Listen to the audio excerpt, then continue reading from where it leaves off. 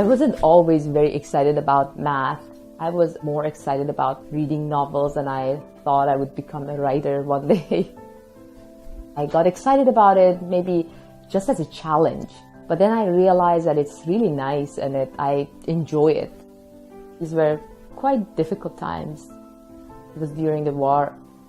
Right after the war, I had a lot of opportunities.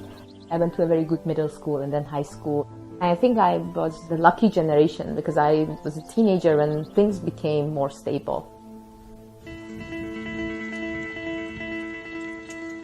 My main interest is understanding structures you can put on a surface. There are different ways of looking at it. Either you have a surface with some additional geometric structures, or this kind of problems are related to understanding the space of such structures.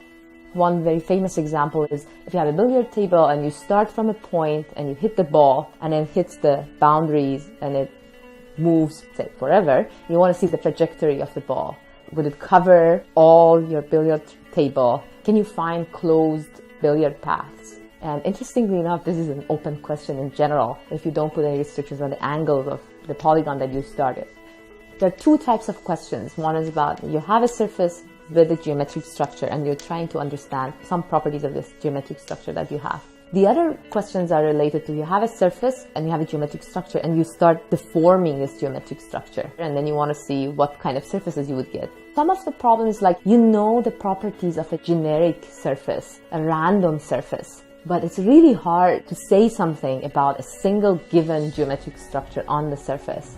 Some of the work that I've done with different collaborators shows that sometimes the surfaces are very similar to the ones of a generic surface. You can ask these questions about hyperbolic surfaces or these flat surfaces or different geometric structures. I think these problems are important because they are related to some other problems. Even if you are interested in higher dimensional manifolds, one way of dealing with them is trying to find some nice surface inside of them.